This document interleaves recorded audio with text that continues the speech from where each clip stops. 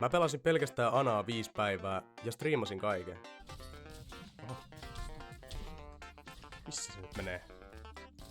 Tarkoitus oli selvittää, voiko vaan yhdellä hahmolla nousta ja kehittyä. Käy pahasti. Mennään suoraan asiaan. Alku oli tahmea, sleepit meni ohi ja tekniset ongelmat vähän hankaloitti. Ei osunut. Oi voi.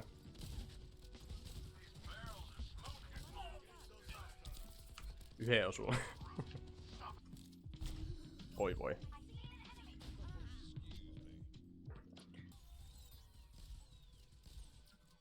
Hei, ei voi olla todellista. No, jostakin pitää aloittaa. On. Nyt ollaan vähän huonossa spotissa. Paniikki. Mä halusin ottaa tähän projektiin mukaan myös katsojat ja chatin valmennuksella ja vinkeillä olikin tärkeä rooli projektin onnistumisen kannalta. Annan Antinate läpsähtää about aina siihen, mihin sun skopettaessa ulti-ikoni näyttää. Kokeile vaikka nyt tässä ättäkässä, miten onnistuu. Skopettaessa ulti-ikoni. Okei. Hyvä. Kiitti vinkeistä. Päivä 2 alkoi teknisten ongelmien osalta vähän pahemmin, mutta niistä huolimatta yritettiin kyllä taistella kovaa. Jaha.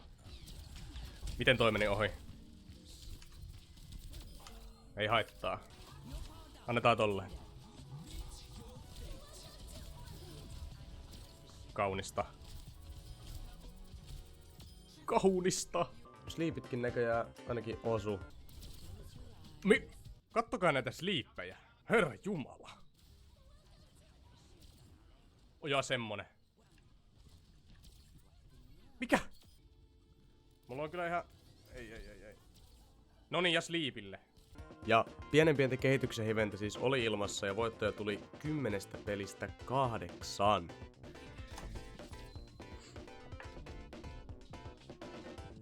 Päivä 3 ja chatin valmennus oli ollut nyt aktiivisesti jo 3 päivää mukana ja mä sain vähän palautetta. Yksi semmonen juttu, mitä oon miettinyt, kun oon kattonut pari päivää, että ootko unohtanut high groundin? Sattui myös ikävä pieni väärinymmärrys, mutta... Sitten semmonen pikku juttu, että jos sun tiimi on kuollut, niin paras asia mitä voit tehdä on mennä objektivelle ja kuolla. Muuten teidän regroupissa menee ekstra aikaa hukkaan, eli tommonen piileskely 1v5 tilanteessa hitaalla haamulla, jolla ei oo mobilitya vähän Eli nätisti sanottuna, jos tilanne on huono, niin pitää tappaa itsensä vaan. Good advice, jos tilanne on huono, pitää tappaa itsensä. Ei. Ei anneta se haitata. Saatiin myös valmennustiimi huomioiden lisäksi saavutettua platti 5. Mutta kattokaas mikä tähän nyt paukahti ruudulle. Ja sitä lähdettiin tarmokkaasti suojelemaan. Juoksin high groundille, hyppäsin alas. Ette vaan ymmärrä tätä playtä. Jäykät hiilit, sit hyvä naatti. Hyvä sleepi. Noin, hyvä naatti, noin.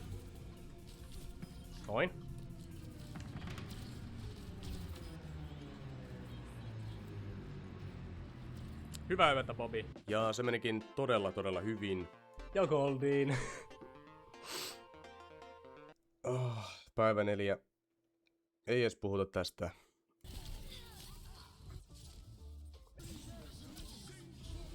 Voi. Kyllä. 9 pelatusta pelistä hävittiin siis 7. Mutta vihdoin oli kuin olikin finaali liven aika. Katsotaan. Sleepitkin osu huomattavan hyvällä osumatarkkuudella. Oi, ihan nyt oli hyvä. Ailoni kans. Oi, nyt oli hyvä sleepi. Hyvää yötä. Näin se käy. Tolla oli hyvä pelikokemus. Duelit alkoi onnistumaan. Oho.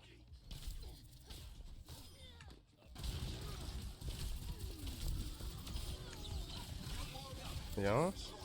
Tää on aika ikävä paikka olla nyt kun sinne alkaa tulee porukkaa.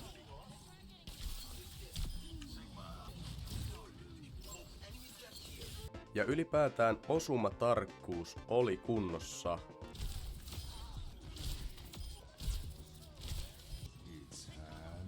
Mistä se on? Hyvää yötä. Otas. Ja mä olin hyödyllinen tiimille. Siinä on naatti. Siinä oli taas.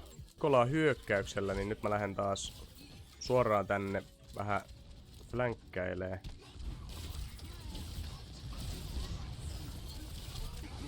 Oho! Mitä tapahtuu?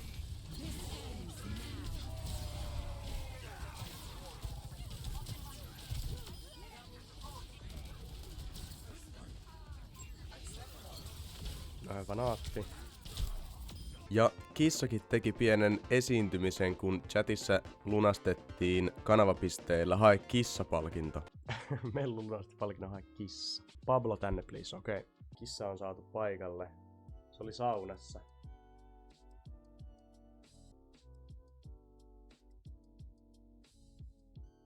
Nyt mä käyn ne tilastot läpi. Ja koska tuossa liven aikana toi tilastojen läpikäyminen oli niin kaoottista, niin minä täältä tulevaisuudesta käyn ne teidän kanssa läpi. Eli me pelattiin yhteensä 47 peliä, josta voitettiin 25 ja hävittiin 22. Voittoprosentti oli 45,45,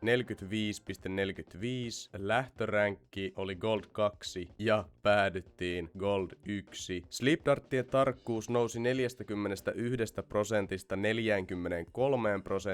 Ja vielä tähän loppuun mä haluan kiittää kaikkia, jotka on kattonut videon näin pitkälle. Laittakaa ihmeessä kommentteihin palautetta tästä videosta ja mikä hahmo seuraavaksi otetaan työn alle. Kiitos kaikille kun katsoitte ja heippa!